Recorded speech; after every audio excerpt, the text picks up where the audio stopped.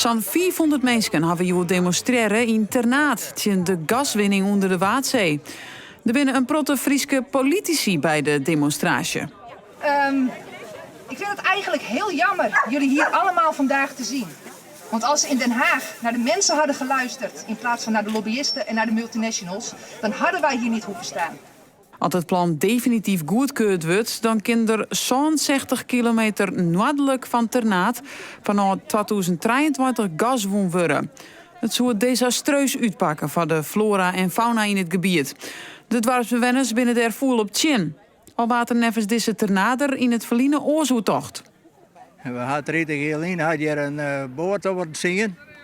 Toen ran het hele dorp uit om daar bovenop te zien.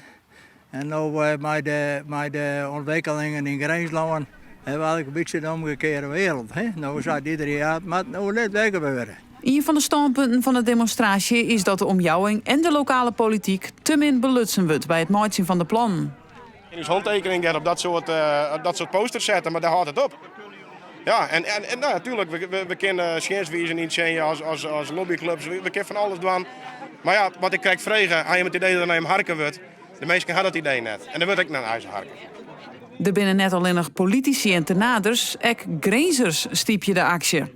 Nou ja, die weet wat is, die weet de wedstrijd door haar. Dus ik vind het tof dat die hier echt ben. Ja, tragisch echt, maar echt goed. Die weet wedstrijd door haar. Die kan hun verhaal kwijt. Die kan waskaaien, dus ja, prima. Het is net het laatste protest. Mandy komt demissionair minister Stef Blok van Economische Zaken en Klimaat naar Ternat. En Waas die wordt het besprutsen in de Tweede Kamer. De hoop is dat er nou eindelijk luisteren wordt. Ik hoop dat er echt heel hard geluisterd wordt. Want het signaal komt van alle kanten. Nationaal, internationaal. Deze week nog een oproep van regeringen over de hele wereld, natuurbeschermers over de hele wereld. Ga nou geen nieuwe gaswinning onder het wad toestaan. Dus ja, ik hoop echt dat deze druk gevoeld wordt. Ook de druk van de lokale partijen. Het CDA bijvoorbeeld in Friesland zegt ook tegen hun partijgenoten niet doen. En dat doen heel veel partijen.